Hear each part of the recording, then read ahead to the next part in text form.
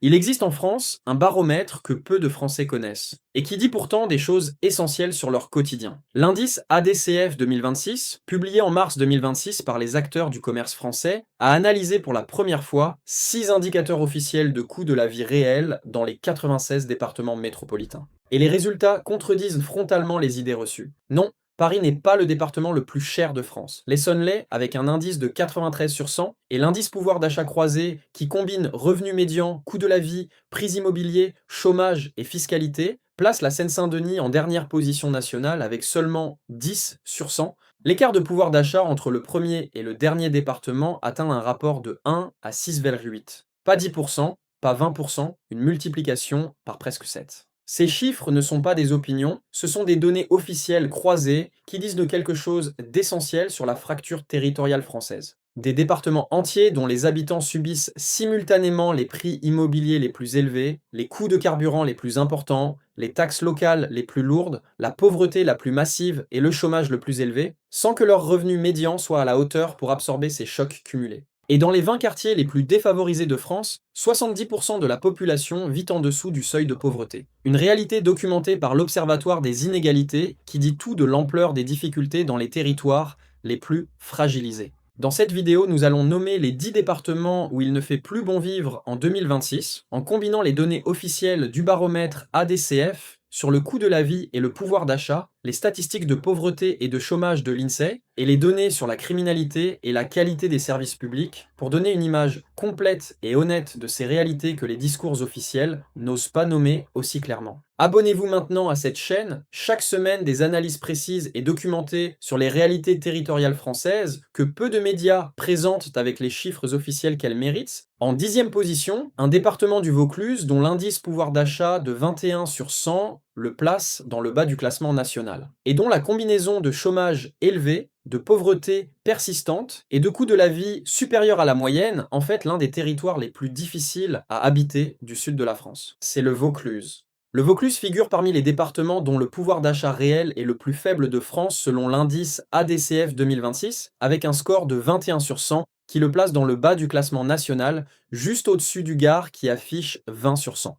Ce chiffre dit quelque chose de concret sur la réalité financière quotidienne des habitants de ce département, un territoire dont les revenus médians sont insuffisants pour absorber un coût de la vie qui dépasse la moyenne nationale dans plusieurs postes de dépenses essentielles. Le Vaucluse est un département dont le chômage structurel est parmi les plus élevés de la région Provence-Alpes-Côte d'Azur, une région dont le taux de pauvreté de 17,4% est le quatrième plus élevé de France métropolitaine selon les données ANSEE. Dans le Vaucluse, ces difficultés régionales se concentrent avec une intensité particulière. Des villes comme Avignon, Cavaillon ou Carpentras présentant des taux de pauvreté dans certains quartiers qui dépassent largement la moyenne nationale. Une pauvreté urbaine qui coexiste avec une agriculture intensive dans les plaines et un tourisme dans le Luberon, deux secteurs qui génèrent des emplois saisonniers et précaires insuffisants pour garantir des revenus stables tout au long de l'année. Les prix alimentaires dans le Vaucluse sont supérieurs à la moyenne nationale selon les données du panier France Bleu, un différentiel qui pèse particulièrement lourd sur des ménages dont les revenus sont insuffisants.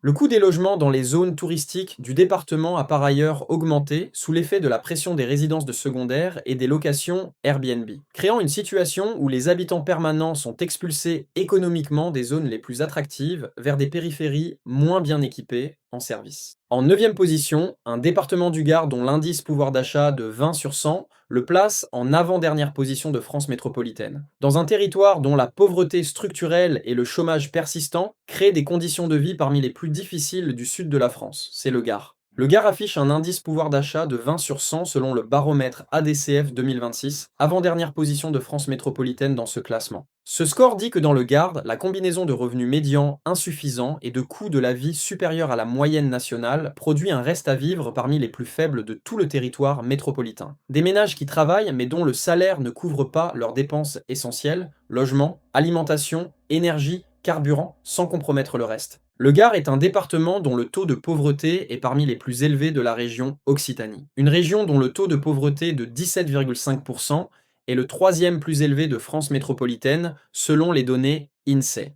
Dans le Gard, la pauvreté se concentre notamment dans les agglomérations de Nîmes et d'Alès. Des villes dont certains quartiers présentent des taux de pauvreté qui dépassent largement la moyenne nationale et dont les services publics sont structurellement insuffisants pour répondre aux besoins d'une population fragilisée. Le chômage dans le Gard est structurellement supérieur à la moyenne nationale, un marché de l'emploi dominé par des secteurs à bas salaire et à emploi saisonnier qui ne génèrent pas les revenus annuels stables nécessaires pour sortir durablement de la précarité. Des travailleurs agricoles, des saisonniers du tourisme, des employés de services, une économie locale dont la structure produit de la pauvreté laborieuse que les statistiques de l'emploi seules ne capturent pas fidèlement. En huitième position, un département de la Seine-et-Marne dont l'indice coût de la vie de 91 sur 100 le place en deuxième position nationale, et dont les habitants cumulent les prix immobiliers de la région parisienne sans bénéficier de ses infrastructures ni de ses revenus. C'est la Seine-et-Marne. La Seine-et-Marne se retrouve en deuxième position nationale pour le coût de la vie selon l'indice ADCF 2026, avec un score de 91 sur 100. Ce classement révèle une réalité que peu de franciliens mesurent vraiment. Les habitants de la Seine-et-Marne subissent les prix de la région parisienne sans en avoir les avantages.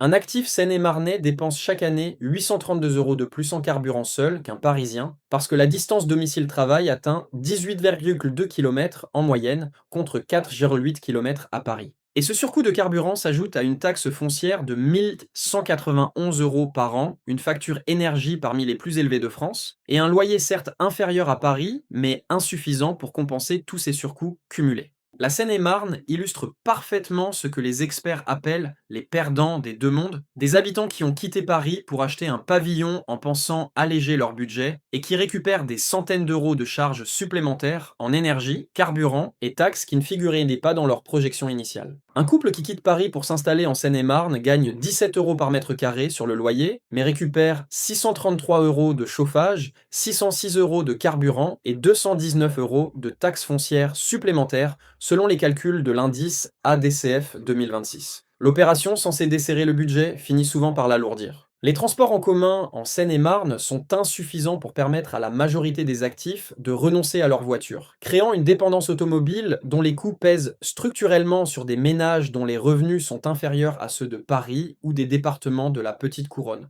En septième position, un département de l'Essonne dont le coût de la vie est officiellement le plus élevé de toute la France selon l'indice ADCF 2026, avec un score de 93 sur 100 qui le place en première position nationale. C'est l'Essonne. L'Essonne est le département le plus cher de France selon l'indice ADCF 2026, avec un score de 93 sur 100 qui le place en première position nationale devant la Seine-et-Marne à 91. Ce résultat surprend ceux qui pensaient que Paris était la ville la plus chère. Mais il reflète une réalité mathématique que l'indice ADCF documente avec une précision inédite. L'Essonne cumule un loyer de 16,18 € par mètre carré, une taxe foncière de 1549 € par an, une facture énergie de 1809 € par an, un coût carburant de 920 € par an, une TEOM de 316 € et un prix de l'eau à 3,10 € le mètre cube.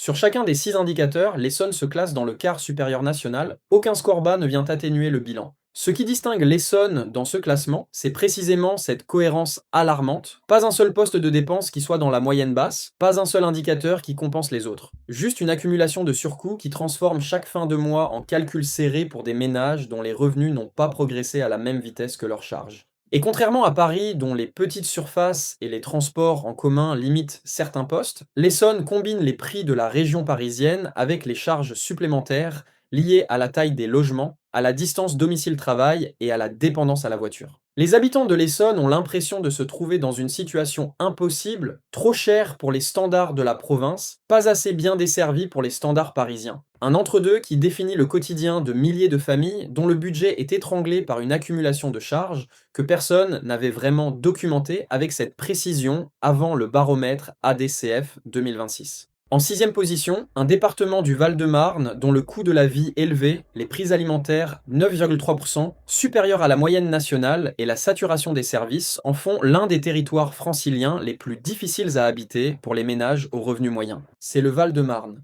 Le Val-de-Marne se retrouve en sixième position nationale pour le coût de la vie selon l'indice ADCF 2026, avec un score de 66 sur 100. Et quand on croise ce coût de la vie élevé avec les revenus médians du département insuffisants par rapport aux standards de la Petite Couronne, l'indice pouvoir d'achat du Val-de-Marne est parmi les plus défavorables des départements franciliens pour les ménages aux revenus modestes et moyens. Une réalité que la pension moyenne des retraités du département dit avec une précision cruelle, le Val-de-Marne frôle l'équilibre avec un reste à vivre après loyer de seulement 3 € par mois pour un retraité type. Les prix alimentaires dans le Val-de-Marne sont 9,3% supérieurs à la moyenne nationale selon les données du panier France Bleu. Un différentiel qui pèse particulièrement lourd sur des ménages dont les budgets alimentaires ne bénéficient pas de la même marge de manœuvre que dans des départements moins chers. Et le loyer médian dans le Val-de-Marne est suffisamment élevé pour absorber la quasi-totalité de la pension d'un retraité moyen, laissant un reste à vivre de 3 € avant toutes les autres dépenses du quotidien. On arrive à la moitié de ce classement. Si cette vidéo vous apporte des chiffres officiels sur des réalités que vous viviez sans pouvoir les nommer clairement, c'est le moment de vous abonner à cette chaîne. Un abonnement et un like permettent de continuer ces analyses chaque semaine. Abonnez-vous maintenant.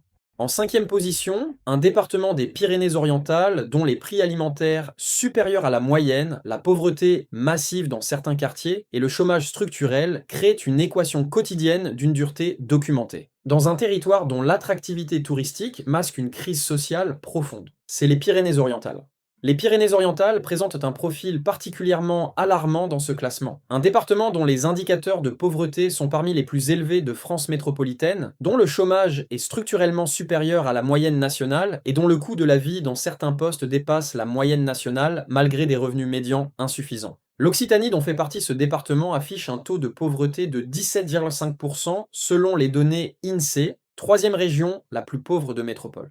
Dans les Pyrénées-Orientales, cette réalité régionale se concentre avec une brutalité particulière. Perpignan, préfecture du département, possède 3 quartiers parmi les plus défavorisés de France avec des taux de pauvreté entre 73 et 75% des habitants selon l'Observatoire des inégalités. Ces chiffres, 73% de pauvres dans un quartier d'une préfecture française, sont parmi les plus alarmants que les statistiques officielles documentent sur l'ensemble du territoire métropolitain. Des familles dont les revenus ne suffisent pas à couvrir leurs besoins essentiels dans un département dont le tourisme estival génère une fausse impression de prospérité qui ne correspond pas à la réalité vécue par la majorité des habitants permanents. Les prix alimentaires dans les Bouches-du-Rhône voisines sont 7,6% supérieurs à la moyenne nationale. Et les Pyrénées-Orientales partagent cette surcharge liée à la proximité de zones touristiques dont les prix sont structurellement plus élevés. Une pression supplémentaire sur des budgets déjà insuffisants dans un département dont les difficultés économiques et sociales méritent une réponse publique bien plus ambitieuse.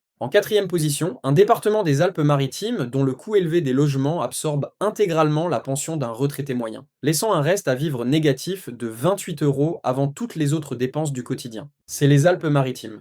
Les Alpes-Maritimes présentent l'une des situations les plus alarmantes pour les retraités de tout le territoire national. Un département dont la pension moyenne du régime général de 882 € est inférieure au loyer médian de 910 € pour un logement de 52 mètres carrés. Reste à vivre, moins 28 €. Négatif. Avant de manger, avant de payer l'électricité, avant de prendre les transports ou d'acheter ses médicaments, un retraité moyen des Alpes-Maritimes ne peut pas se loger avec sa seule pension du régime général sans s'endetter ou recevoir des aides. Ce chiffre, un reste à vivre négatif pour les retraités les plus modestes, est l'un des plus révélateurs de la fracture entre l'image d'un département et sa réalité vécue. Les Alpes-Maritimes, c'est la Côte d'Azur, Nice, Cannes, Monaco. Apporter. Une image de luxe et de Dolce Vita dont les habitants modestes et les retraités aux pensions insuffisantes sont progressivement expulsés vers des périphéries de moins en moins accessibles. Les prix alimentaires dans les Alpes-Maritimes sont 7,4% supérieurs à la moyenne nationale selon les données du panier France Bleu. Une surcharge qui alourdit encore une équation budgétaire déjà impossible pour des centaines de milliers de résidents permanents. Le taux de bénéficiaires de l'ASPA, le minimum vieillesse, dans les Bouches-du-Rhône atteint 8,2% selon les données ADCF 2026, un indicateur de précarité des retraités parmi les plus élevés de France. Les Alpes-Maritimes partagent cette réalité méditerranéenne, des retraités dont les pensions ne suffisent pas à vivre dignement dans un département dont les prix reflètent une attractivité touristique et résidentielle inaccessible pour ceux qui n'ont pas les moyens d'en bénéficier. En 3e position, un département des Bouches-du-Rhône dont les prix alimentaires 7,6% supérieur à la moyenne nationale, le taux de pauvreté parmi les plus élevés du pays et l'insécurité documentée dans ces grandes villes créent une équation de qualité de vie parmi les plus défavorables de France métropolitaine. C'est les Bouches-du-Rhône. Les Bouches-du-Rhône illustrent avec une acuité particulière ce que signifie vivre dans un département dont les prix sont élevés et les revenus insuffisants. Les prix alimentaires y sont 7,6% supérieurs à la moyenne nationale selon les données du panier France Bleu. Un différentiel qui pèse particulièrement lourd sur une population dont 8,2% des retraités perçoivent l'ASPA et dont les taux de pauvreté dans certains quartiers atteignent des niveaux records. Marseille, première ville du département, est la deuxième ville de France et simultanément l'une des villes les plus dangereuses selon les statistiques officielles du ministère de l'Intérieur, avec des quartiers nord dont les conditions de sécurité n'ont pas d'équivalent dans une grande métropole d'Europe occidentale. Cette insécurité documentée, violences liées au trafic de stupéfiants, règlement de comptes dans l'espace public, sentiment d'abandon des habitants, est l'une des dimensions les moins bien mesurées par les seuls indicateurs économiques, mais l'une des plus concrètes dans le quotidien des habitants. La Provence-Alpes-Côte d'Azur affiche un taux de pauvreté de 17,4% selon les données INSEE, quatrième région métropolitaine la plus pauvre de France. Et dans les Bouches-du-Rhône, cette pauvreté régionale se concentre dans Marseille et ses communes périphériques, avec une intensité que les politiques successives de rénovation urbaine n'ont pas réussi à réduire durablement. Une inégalité des conditions de vie d'une ampleur et d'une persistance qui mettent en question la capacité de l'État à tenir ses promesses d'égalité républicaine sur ce territoire. En deuxième position, un département de la Seine-Saint-Denis dont l'indice pouvoir d'achat de 10 sur 100 le place en dernière position de France métropolitaine, avec le revenu médian le plus bas, l'immobilier cher, le chômage le plus élevé et la pauvreté la plus massive de tout le territoire métropolitain. C'est la Seine-Saint-Denis. La Seine-Saint-Denis est en deuxième position de ce classement. Et cette position est justifiée par des données qui convergent avec une régularité implacable dans la même direction depuis des années. L'indice pouvoir d'achat ADCF 2026 la place en dernière position de France métropolitaine avec un score de 10 sur 100, le revenu médian le plus bas de métropole à 19 020 euros par an, un immobilier à 4 113 euros le mètre carré, prix de la proximité parisienne sans les revenus qui permettraient de l'absorber. Le chômage le plus élevé à 10,8% et le taux de pauvreté le plus élevé de France métropolitaine à 28,4% selon les données INSEE. La Seine-Saint-Denis termine dernière dans 100% des simulations de l'indice ADCF, ce qui dit que cette position de lanterne rouge n'est pas un artefact statistique, mais une réalité structurelle robuste. Ce qui rend la situation de la Seine-Saint-Denis particulièrement alarmante, c'est sa proximité avec Paris. Le département le plus riche de France en inégalité à quelques kilomètres du département le plus pauvre de métropole. Une fracture territoriale d'une brutalité documentée qui devrait être au cœur du débat public bien davantage qu'elle ne l'est. Les services publics y sont structurellement insuffisants. Des hôpitaux sous tension permanente, des écoles dont les indicateurs de réussite sont parmi les plus bas de France, des services sociaux submergés. 9,1% des retraités du département perçoivent l'ASPA, le minimum vieillesse, un des taux les plus élevés de France métropolitaine. Et en première position, le département français dont la qualité de vie est la plus dégradée en 2026, selon l'ensemble des indicateurs combinés, insécurité record, coût de la vie élevé, pauvreté massive, chômage structurel, services publics saturés et sentiment d'abandon documenté depuis des décennies. C'est Mayotte. Mayotte est en première position de ce classement, une position incontestable selon tous les indicateurs disponibles. Si Mayotte était inclus dans l'indice ADCF métropolitain, il terminerait en dernière position avec un écart abyssal sur l'ensemble des indicateurs. 67% des habitants sous le seuil de pauvreté nationale. Un taux de chômage qui dépasse 34%. Des infrastructures, eau, électricité, routes, hôpitaux, écoles, structurellement dépassés par les besoins d'une population dont la croissance démographique est la plus forte du territoire français. Le cyclone Chido de décembre 2024 a révélé l'étendue de la fragilité mahoraise, des milliers de logements précaires dévastés, une reconstruction insuffisante, une population sinistrée dont les besoins ont dépassé les capacités de réponse de l'État. Mais cette révélation n'était pas une surprise pour les habitants de Mayotte, qui vivent depuis des années dans des conditions documentées comme inacceptables par les propres statistiques officielles françaises. Un territoire français depuis 2011, avec toutes les promesses d'égalité républicaine que ce statut implique, et dont les habitants vivent dans des conditions qui seraient jugées scandaleuses si elle se produisait en France métropolitaine. Ce qui place Mayotte en première position de ce classement, c'est précisément cette combinaison de tous les facteurs qui rendent une vie difficile. La pauvreté, le chômage, l'insécurité, les services insuffisants, la pression migratoire, les risques naturels et le sentiment d'abandon. Dans un territoire dont les habitants méritent infiniment mieux que ce que la République leur offre en 2026. Ces 10 départements nous disent quelque chose d'essentiel sur la France de 2026, une France dont les fractures territoriales se creusent malgré des années de politique d'aménagement du territoire et des milliards dépensés en fonds structurels. L'écart de pouvoir d'achat entre le premier et le dernier département atteint un rapport de 1 à 6,8